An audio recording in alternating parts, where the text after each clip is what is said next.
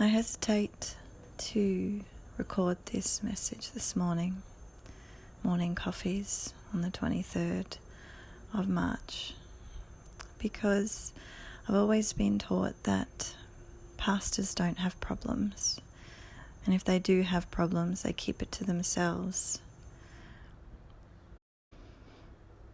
And yet the reality is everyone has difficulties, and from what I've seen and what I've experienced in pastoring is that when pastors don't share the length and breadth of their life, and they only expose the good stuff, it breeds in their congregation comparison and failures and people feeling like they'll never meet the mark, and it's just not okay. We've got to change how we view our leaders. We've got to change how we respond to failures and difficulty, because if we don't, we will never grow. We will never be the congregation, the people that God has called us to be. So this morning I wanted to share with you the dark side of last week. So last week was pretty challenging all in all, if I take it as a whole. Lots of different things.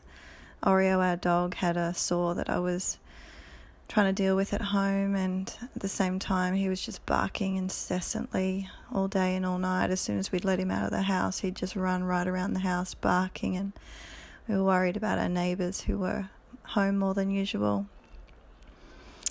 Physically, we put in a veggie garden, and that it was only a couple of hours on one day, but my body just did not recover very quickly at all, and I didn't have the time to give it to recover because I had 4 kids at home that were, constantly on the go and looking for things to do. On top of that, because I had 4 kids at home and all these things to do, the housework just slipped. I just had so much piling up, and it puts me in great anxiety when I feel like I'm not getting on top of some of the things that are basic. On top of that, there was obviously the change of how the church was operating, and being concerned for the people that I loved and wanting to be with them, but feeling like I couldn't be what I'd always been in the same way. So trying to find new ways of being there for you guys. I mean, morning coffees kind of came out of that feeling. And then the technical stuff, having to put myself in front of a camera was so anxiety producing, and I hated it, but you just have to put that stuff aside to get the job done. So I wanted to share with you though how I do what I do and not lose faith or not lose the person that I am. And I think trials and tribulations, that's the key, is knowing who you are and being committed to being that person regardless of what's going on in the situation. We teach our kids that your response is not determined by someone else's response.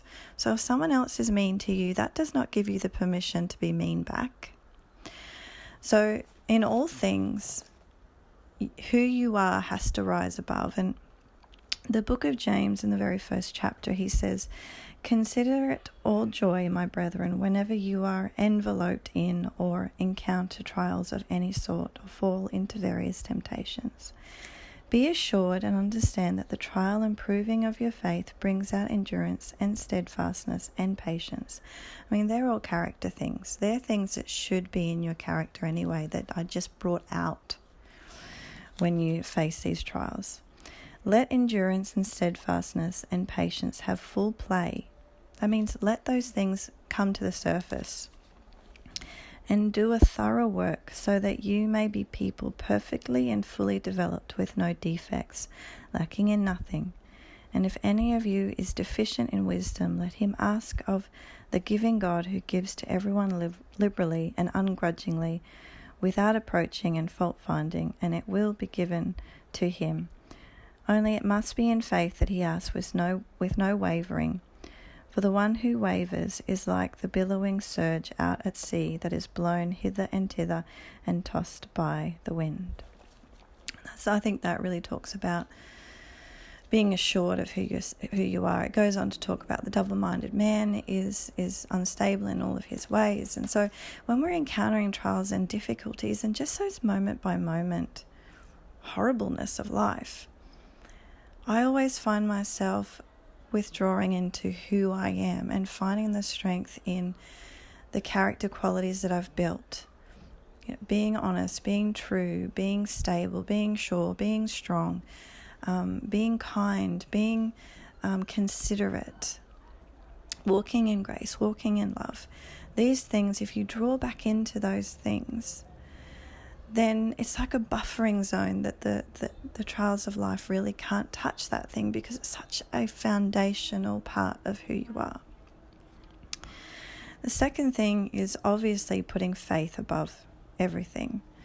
So when trials and tribulations come, it's recognizing that it's not by my own strength that I will endure. It's not by my own abilities that I'll get through everything, but it's by recognizing that there's someone who's stronger, who's greater, who's more powerful than I, who is a part of my life. And oftentimes trials and tribulations are just simply problems that haven't got solutions yet. And when you look at it like that, and you know that you have a God who is able to bring wisdom, and you just ask him, God, I need a solution here. God, I need you to help me with this issue. And he always does. And until he does, you fall back onto those other things, character and faith, knowing who you are and knowing who he is.